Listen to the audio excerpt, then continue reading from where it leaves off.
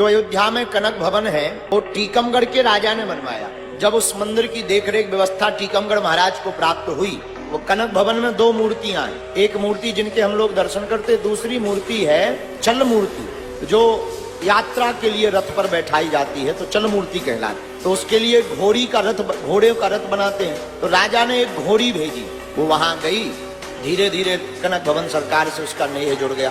और अयोध्या में रहते हुए युगल सरकार की श्री सीताराम जी की मंदिर में सेवा करती, तो सीढ़ियों के पास ही खड़ी रही और राम जी की तरफ देखती रही। संतों ने उसका नाम श्यामा घोड़ी रख दिया।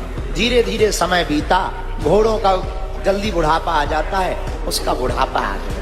तो मैनेजर ने विचार किया, अब ये बूढ़ी हो गई है, दूसरी घोड़ा को मंगवाना है। एक काम करें, इसको भेज देते हैं और राजा को पत्र लिखेंगे, वहां से वो दूसरी भेज देंगे। फैजाबाद रेलवे स्टेशन पर मैनेजर ने जाकर रेल मास्टर से बात किया, हमको घोड़ी झांसी तक भेजना है, झांसी के बाद में राजा किसी को भेज करके टीकमगढ़ बुलवा लेंगे, तो क्या उपाय होगा? स्टेशन मास्टर ने कहा कि हाँ, एक उपाय, हम अलग से डिब्बा लगा देंगे, उस डिब्बे में तुम भर देना और कुछ पैसे इतने इतने लगेंगे, जमा कर। उसका किराया पहले ही जमा कर दिया। घोड़ी को भेजने की तारीख निश्चित हो गई। मैनेजर साहब कनक भवन वापस लौट आए।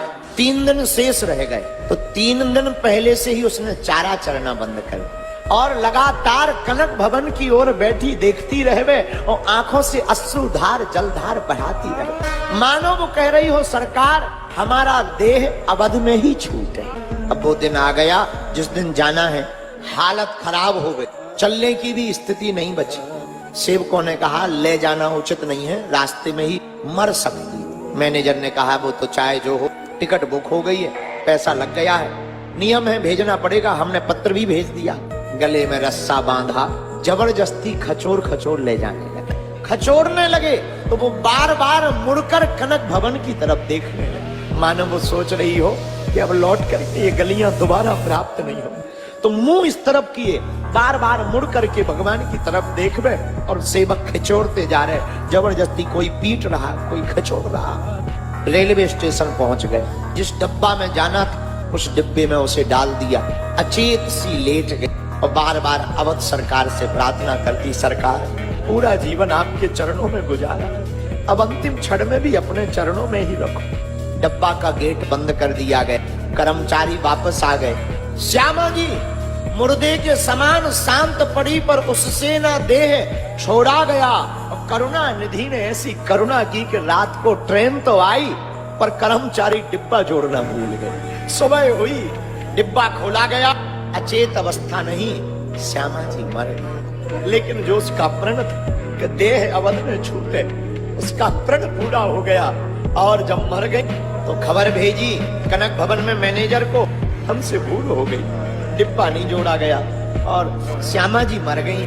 मैनेजर आए तो वहां पर एक कर्मचारी था, सफाई कर्मचारी कनक भवन का, उसका नाम था गुरुदीन। वो श्यामा जी की पूरी देखभाल करता था, भोजन चारा पानी का। तो गुरुदीन ने जैसे ही दशा को देखा तो रो पड़ा। तो गुरुदीन ने श्यामा जी के कान में जाकर के कहा, श्यामा जी उठ बैठिए, अब क्यों पड़ी उदास, राम कृपा से तुम्हें फिर से मिला अवध में वास। श्यामा के श्रवणन पड़े जमादार के बैन, फिर से जीवत हो गई, खोल दिए दूने।